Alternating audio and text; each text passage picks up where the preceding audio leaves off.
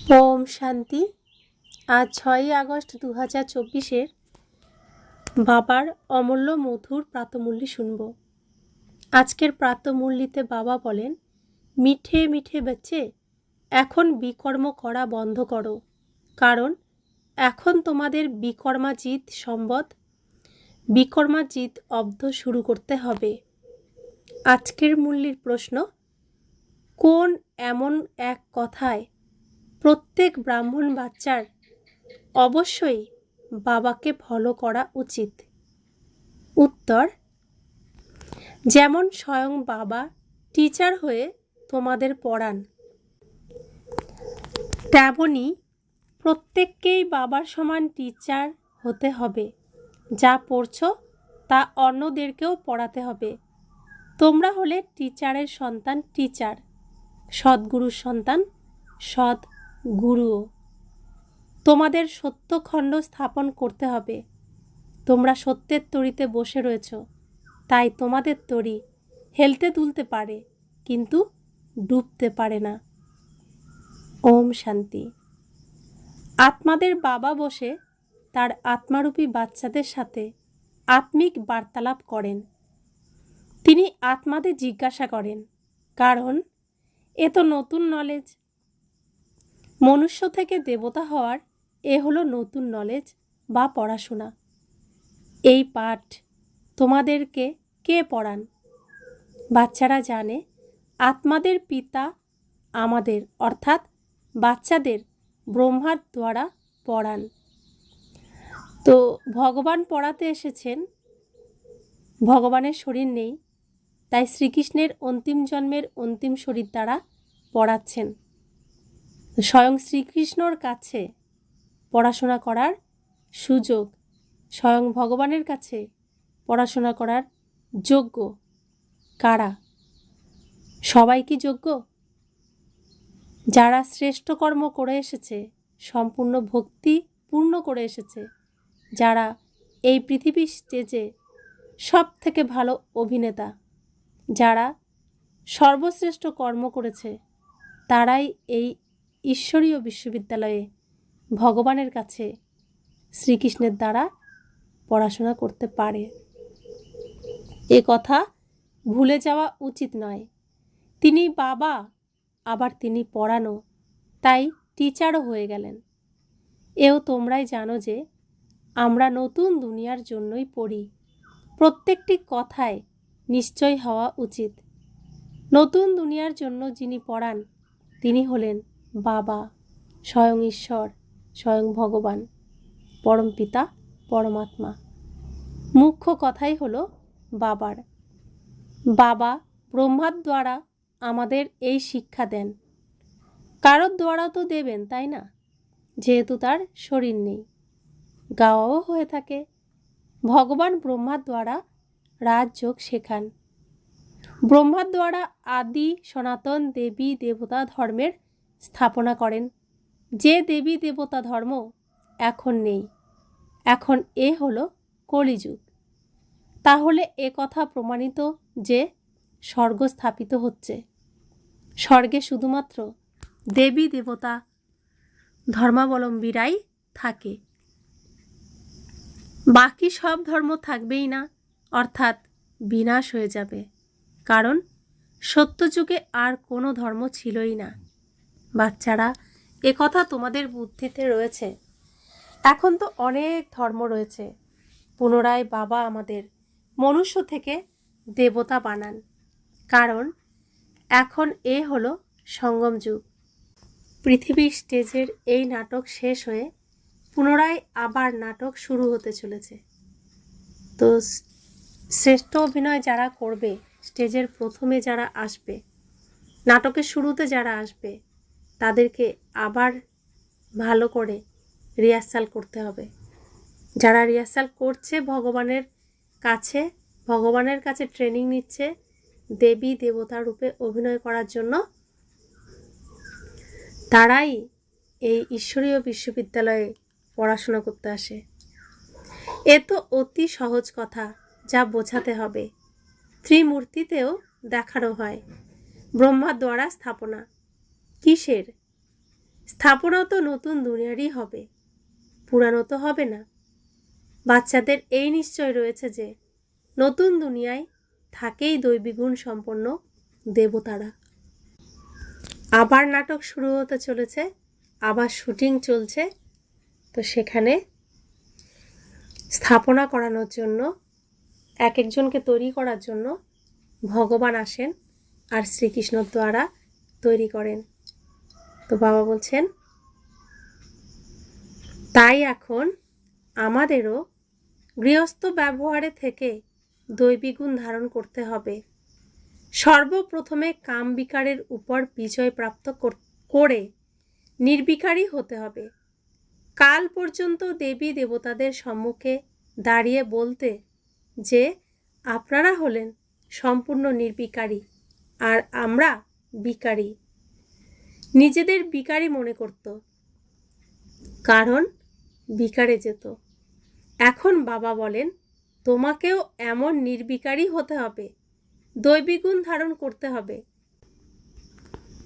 কাম ক্রোধাদির এই বিকার যদি থাকে তবে একে দৈবী গুণ বলা যাবে না। তাকে তো শ্রীকৃষ্ণর ভক্তও বলা যাবে না। যার মধ্যে কাম আর ক্রোধের বিকার থাকে তাকে শ্রীকৃষ্ণর ভক্তও বলা যাবে না। বিকারে পতিত হওয়া, ক্রোধ করা, এসব হলো আসুরি গুণ। দেবতাদের কি লোভ লালসা থাকবে? ওখানে বিকার থাকে না। এটাই হলো রাবণের দুনিয়া। রাবণের জন্ম হয় ত্রেতা আর দ্বাপরের সঙ্গমে।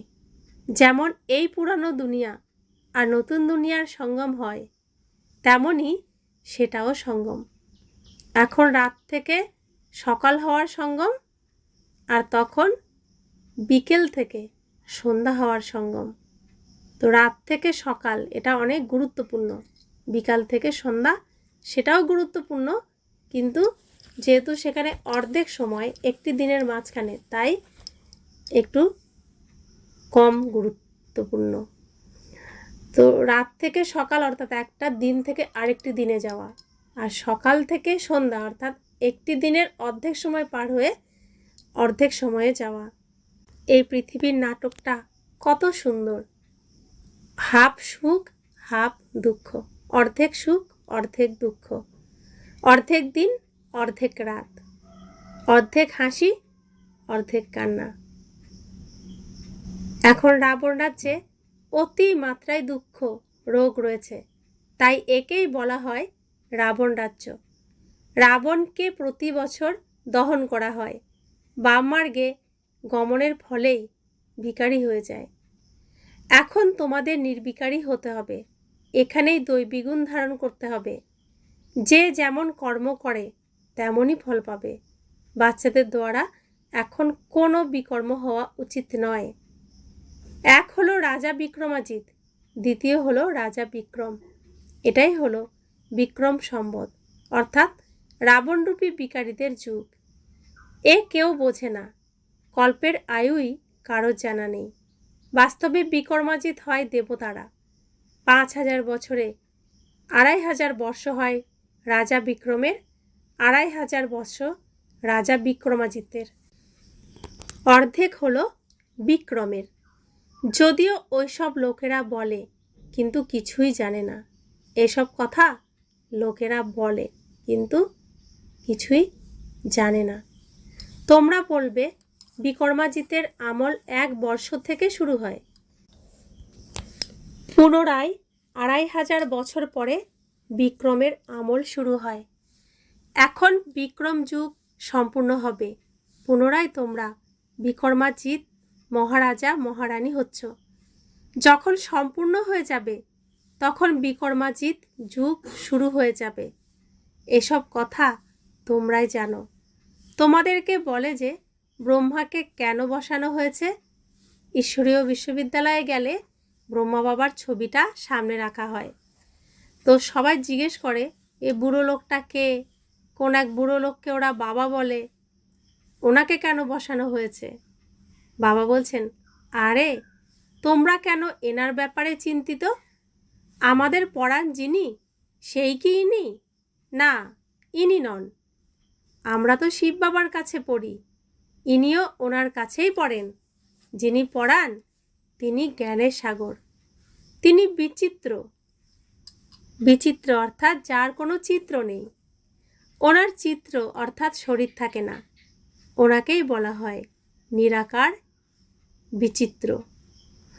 ওখানে সব নিরাকারী আত্মারা থাকে, পুনরায় এখানে এসে সাকারী হয়।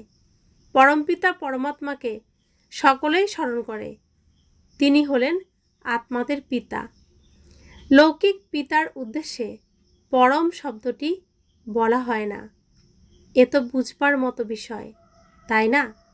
স্কুলে স্টুডেন্ট পড়ার প্রতি অ্যাটেনশন দেয়। যখন কেউ পদ প্রাপ্ত করে নেয়, ব্যারিস্টার ইত্যাদি হয়ে যায়, তখন পড়াশোনা বন্ধ করে দেয়। ব্যারিস্টার হয়েও কি আবার পড়াশোনা করবে না? তা করবে না। না, তখন পড়াশোনা সম্পূর্ণ হয়ে যায়। যে যেই লাইন নিয়েই পড়াশোনা করছে, যে উদ্দেশ্যেই পড়াশোনা করছে, কেউ টিচার, কেউ ডাক্তার, কেউ ইঞ্জিনিয়ার, কেউ উকিল, কেউ জাজ, তো যে যে প্রফেশনেই যাবে তার জন্য পড়াশোনা করে। পড়াশোনা শেষ করার পর তার চাকরি হয়, পোস্ট পায়, পজিশন পায়, তখন কি আর সে আগের পড়াশোনা করবে? করবে না। তো বাবা বলছেন, তোমরাও দেবতা হয়ে গেলে তখন আর তোমাদের এই পড়াশোনার প্রয়োজন পড়ে না। কারণ বাবা পড়াশোনা করার পুরো গল্প শোনাচ্ছেন আমাদের সৃষ্টি শুরু থেকে শেষ পর্যন্ত। তো আমরা যখন সম্পূর্ণ জেনে যাব, তো নতুন করে তো আর জানার কিছু থাকবে না। তাই তো এই পড়াশোনাও আর থাকবে না। তো বাবা বলছেন, 2500 বছর দেবতাদের রাজত্ব চলে, এ কথা তোমরা অর্থাৎ বাচ্চারাই জানো। আবার তোমাদেরই অন্যান্যদের বোঝাতে হবে। এও মনে রাখা উচিত, যদি না পড়াও তাহলে কি টিচার হলে? তোমরা সকলেই হলে টিচার্স, টিচারের সন্তান, তাই না? তাহলে তোমাদেরও টিচারই হতে হবে। কত টিচার্স চাই পড়ানোর জন্য। যেমন বাবা টিচার, সদ্গুরু, তেমন তোমরাও হলে টিচার। সদ্গুরুর সন্তান সদ্গুরু। ওরা সদ্গুরু নয়, ওরা গুরুর সন্তান গুরু। সৎ অর্থাৎ সত্য, সত্যখণ্ড ভারতকেই বলা হতো। এ হলো মিথ্যাখণ্ড। সত্যখণ্ড বাবাই স্থাপন করেন, তিনি হলেন সত্য সাই বাবা। যখন রিয়াল পিতা আসেন তখন মিথ্যাও অনেক বেরিয়ে পড়ে। গায়নও রয়েছে, তরি দুলবে, তুফান আসবে, কিন্তু ডুববে না। সত্য কি নাও হিলতে দুলতে হ্যাঁ, লেকিন ডুবতে নেই। তো বাবা বলছেন, এটা গানও আছে। বাচ্চাদের বোঝানো হয় অনেক মায়ারূপী তুফান আসবে, তাকে ভয় পেও না। সন্ন্যাসীরা তোমাদের এমনভাবে কখনো বলবে না যে মায়ার তুফান আসবে। ওরা জানেই না, তাহলে তরিকে পার করে কোথায় নিয়ে যাবে? বাচ্চারা, তোমরা জানো ভক্তির দ্বারা সদ্গতি হয় না, নিচেই নামতে থাকে। যদিও বলে ভগবান এসে ভক্তদের ভক্তির ফল দেন, ভক্তি তো অবশ্যই করা উচিত। আচ্ছা, ভগবান এসে ভক্তির কি ফল দেন? অবশ্যই সদ্গতি দেবেন, তারা বলেও, কিন্তু কখন আর কিভাবে দেবেন তা জানে না। তোমরা কারোর কাছে জিজ্ঞাসা করো, তাহলে বলে দেবে যে এ তো অনাদিকাল ধরে চলে আসছে, পরম্পরা অনুসারে চলে আসছে। রাবণকে কবে থেকে দহন করা শুরু হয়েছে? তারা বলবে পরম্পরা অনুযায়ী। তোমরা বোঝালে তখন বলে, এদের জ্ঞান তো কোনো নতুন জ্ঞান, যারা কল্পপূর্বে বুঝেছিল তারা শীঘ্রই বুঝে যাবে। ব্রহ্মার কথা তো ছেড়েই দাও, শিব বাবার জন্মও তো হয়েছে, তাই না? যাকে শিবরাত্রি বলা হয়। বাবা বোঝান, আমার জন্ম দিব্য আর অলৌকিক। সাধারণ মানুষের মতো আমার জন্ম হয় না, কারণ তারা সকলে মাতৃগর্ভ থেকে জন্মগ্রহণ করে, শরীরধারী হয়। আমি তো গর্ভে প্রবেশ করি না। এই নলেজও পরমপিতা পরমাত্মা জ্ঞান সাগর ব্যতীত আর কেউ দিতে পারে না। জ্ঞান সাগর কোনো মানুষকে বলা হয় না। এই উপমা দেওয়া হয় নিরাকারকে। নিরাকার পিতা আত্মাদের পড়ান, বোঝান। বাচ্চারা, তোমরা এই রাবণ রাজ্যে নিজ ভূমিকা পালন করতে করতে দেহ অভিমানী হয়ে পড়েছ। আত্মাই সব কিছু করে, এই জ্ঞানই ভুলে গেছে। এ হলো অর্গানস, কর্মেন্দ্রিয়। আমি আত্মা চাইলে এদের দিয়ে কর্ম করাবো অথবা করাবো না। নিরাকারী দুনিয়ায় তো বিনা শরীরেই বসে থাকে। আত্মারা বসে থাকে, মানে আমরা আত্মারা আমাদের বাড়ি পরমধাম, শান্তিধাম, নির্বাণধাম যাই বলি না কেন, সেখানে আত্মারূপে বসে থাকি। সেখানে কোনো শরীর যেতে পারে না। এখন তোমরা নিজেদের ঘরকে জেনে গেছো। ওইসব মানুষেরা, সন্ন্যাসীরা আবার ঘরকেই ঈশ্বররূপে মেনে নিয়েছে। তারা ব্রহ্মতত্ত্বের সাধনা করে। ব্রহ্মতত্ত্ব আমাদের থাকার বাড়ি, কিন্তু বাড়িকে সাধনা করলে কি হবে? মুক্ত হতে পারবো না। ওরা ব্রহ্মজ্ঞানী, তত্ত্বজ্ঞানী, তাই না? তারা বলে যে ব্রহ্মতে বিলীন হয়ে যাবে। যদি বলে যে ব্রহ্মতে বাস করবে, তাহলেই তো ঈশ্বর পৃথক হয়ে যাবে। এরা তো ব্রহ্মকেই ঈশ্বর বলে। এই ড্রামাই নির্ধারিত। বাবাকেও ভুলে যায়। যে বাবা বিশ্বের মালিক বানায়, তাকে স্মরণ করা উচিত, কারণ তিনি স্বর্গ স্থাপন করেন। এখন তোমরা হলে পুরুষোত্তম সঙ্গমযুগী ব্রাহ্মণ। তোমরা উত্তম পুরুষ হয়ে যাও। কনিষ্ঠ পুরুষ উত্তমের সামনে মাথা নত করে। দেবতাদের মন্দিরে গিয়ে কত মহিমা কীর্তন করে। এখন তোমরা জানো যে আমরাই দেবতা হই। এ তো অতি সাধারণ কথা। বিরাট রূপের বিষয়েও বলা হয়েছে। এ হলো বিরাট চক্র। ওরা তো শুধু গায়ন করে। ব্রাহ্মণ, দেবতা, ক্ষত্রিয়, লক্ষ্মীনারায়ণ ইত্যাদি চিত্র তো রয়েছে। বাবা এসে সকলকে কারেক্ট করেছেন, কারণ ভক্তিমার্গে জন্ম জন্মান্তর ধরে তোমরা যা কিছু করে এসেছো তা ভুল। তাই তোমরা তমপ্রধান হয়ে গেছো। এখন এ হলোই আনরাইটিয়াস দুনিয়া। এখানে দুঃখই দুঃখ রয়েছে, কারণ এ হলো রাবণের রাজ্য। সকলেই বিকারী। রাবণের রাজ্য হলো অধার্মিক, রামের রাজ্য ন্যায়নিষ্ঠ, ধার্মিক। এটা হলো কলিযুগ, ওটা হলো সত্যযুগ। এ তো বোঝার মতো বিষয়। এনাকে শাস্ত্র পড়তে কখনো দেখেছো কি?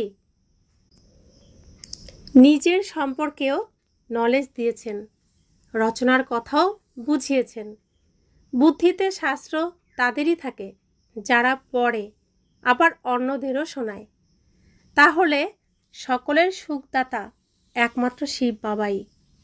তিনি সর্বোচ্চ পিতা। ওনাকেই পরমপিতা পরমাত্মা বলা হয়। অসীম জগতের পিতা অবশ্যই অসীম জগতের উত্তরাধিকার দেয়। 5000 বছর পূর্বে তোমরা স্বর্গবাসী ছিলে, এখন নরকবাসী। রাম বলা হয় বাবাকে। সেই রাম নয় যার সীতা চুরি হয়ে গিয়েছিল। তিনি কি সদ্গতি দাতা? না, তা নন। ওই রাম রাজা ছিলেন, মহারাজাও ছিলেন না। রাম নারায়ণ যখন রামরূপে ত্রেতা যুগে জন্মগ্রহণ করেছে, তখন তিনি আর মহারাজা থাকলেন না, তিনি রাজা হয়ে গেলেন। মহারাজা আর রাজার রহস্য বাবা বুঝিয়েছেন। সত্যযুগে মহারাজা থাকে, ত্রেতা যুগে রাজা থাকে। ইনি হলেন 16 কলা সম্পন্ন রাম। ইনি হলেন 14 কলা সম্পন্ন রাম। রাবণ রাজ্যতেও রাজা মহারাজা থাকে। ইনি অত্যন্ত ধনশালী, ইনি একটু কম ধনশালী। ওদের কেউ সূর্যবংশীয় চন্দ্রবংশীয় বলবে না।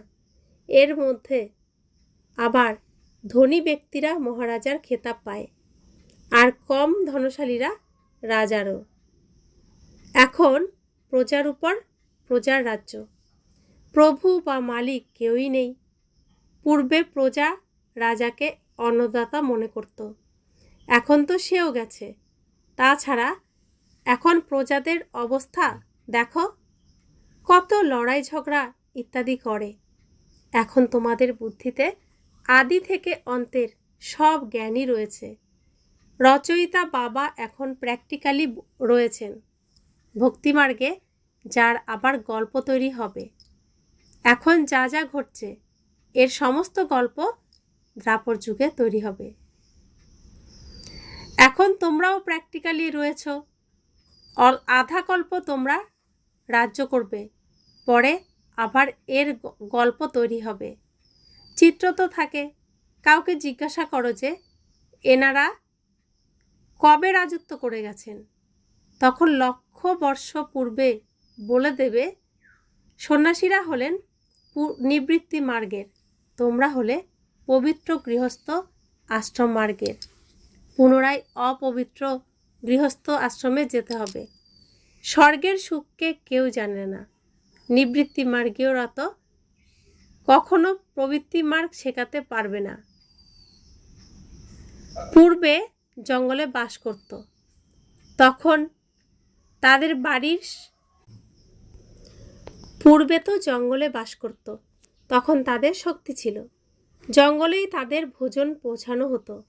এখন সেই শক্তিই থাকে না।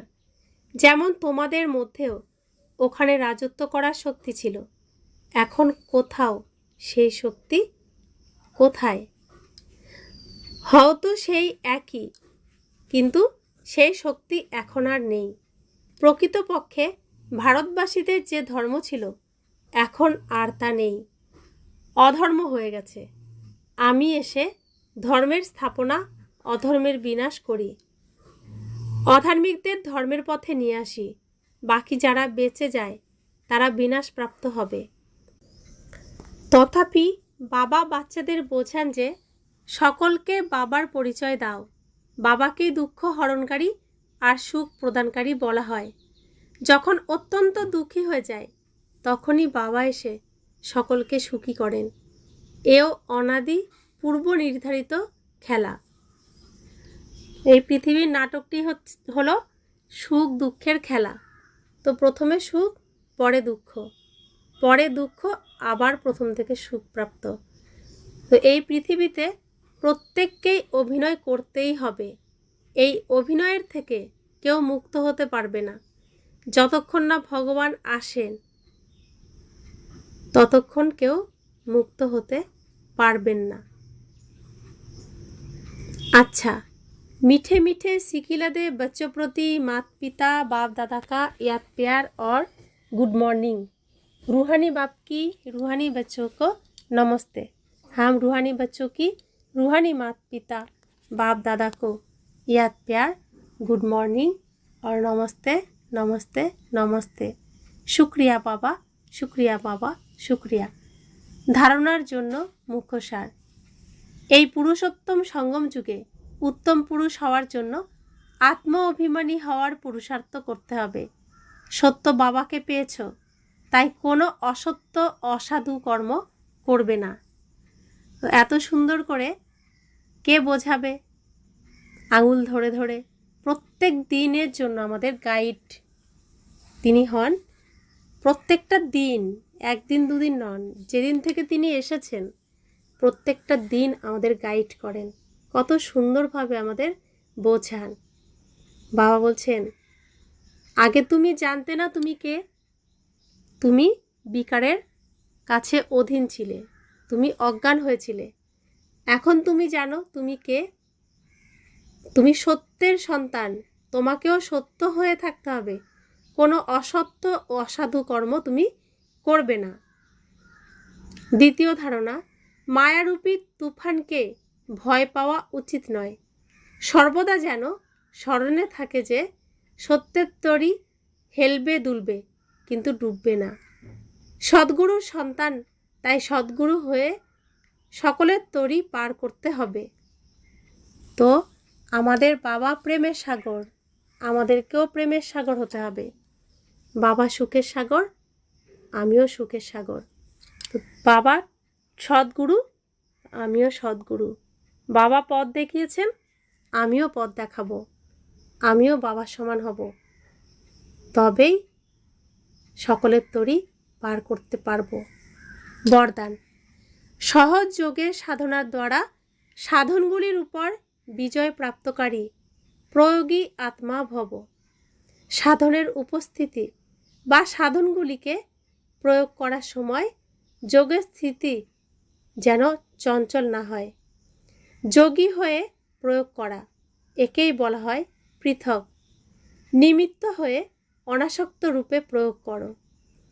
যদি ইচ্ছা থাকে তাহলে সেই ইচ্ছা ভালো হতে দেবে না, আচ্ছা হতে দেবে না। তো আমি রাতের বেলা রয়েছি, সৃষ্টির রাতে।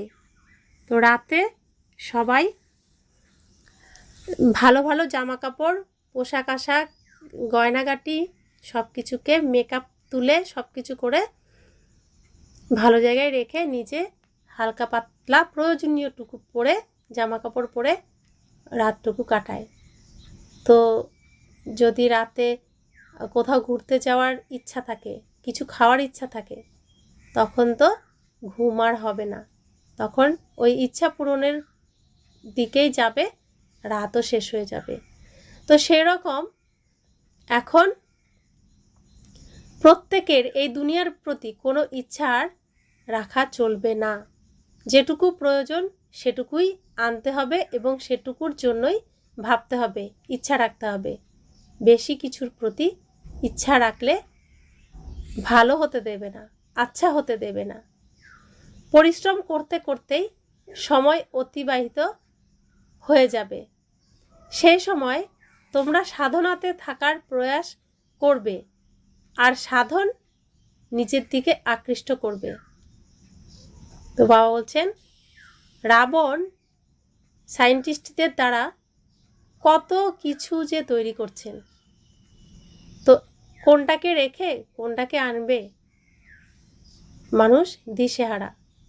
তো বাবা বলছেন যে সাধনাতে তোমরা থাকো, কিন্তু সাধনের দিকে তোমার নজর যেন না যায়, তোমাকে যেন আকর্ষণ না করে, তোমার আচার আচরণ তাদেরকে যেন আকৃষ্ট করে, সেজন্য প্রয়োগ করতে হবে। প্রয়োগী আত্মা হয়ে সহযোগের সাধনার দ্বারা সাধনগুলির উপরে অর্থাৎ প্রকৃতির উপর বিজয়ী হও। স্লোগান: নিজে সন্তুষ্ট থেকে সবাইকে সন্তুষ্ট করাই হলো সন্তুষ্ট মনি হওয়া। এই কলিযুগী বিকারী দুনিয়ায়, দুঃখের দুনিয়ায় ভালো কিছু মানুষ আশা করলেও ভালো কিছু পায় না বা ভালো কিছু হয় না। একটু যদি কেউ সুখ পেল, তার পরক্ষণেই তার দ্বিগুণ দুঃখ সে পাবেই পাবে। এই দুঃখের দুনিয়ায় স্বয়ং ভগবানকে যে প্রাপ্ত করবে, সে কত সুখী আর কতটা সন্তুষ্ট থাকবে। ভগবানকে আমরা চেয়ে এসেছি, সেই ভগবান নিজে আমাদেরকে খুঁজে খুঁজে তার কাছে নিয়ে এসেছেন। তো সে আত্মা কতটা সন্তুষ্ট থাকবে, সেই তো সন্তুষ্ট মনি হবে। আমরা যারা প্রকৃত ভক্তি করেছি, সত্য পথে চলেছি, শ্রেষ্ঠ কর্ম করেছি আর খাঁটি ভক্তি করেছি, তারাই ভক্তির ফল হিসেবে ভগবানকে পেয়েছি। ভগবানকে পাওয়ার ফল হিসেবে ভগবানের জ্ঞানকে পেয়েছি, পাচ্ছি। সেই আত্মা সন্তুষ্ট থাকবে না তো কে থাকবে? যাই হয়ে যাক, যেই পরিস্থিতি আসুক না কেন, আমাকে সন্তুষ্টই থাকতে হবে। সব সময় আমি সন্তুষ্ট মনি আত্মা, কারণ আমার সাথী ভগবান। যার সাথী ভগবান, তাকে কি আটকাতে পারে আঁধিয়ার তুফান? ওম শান্তি।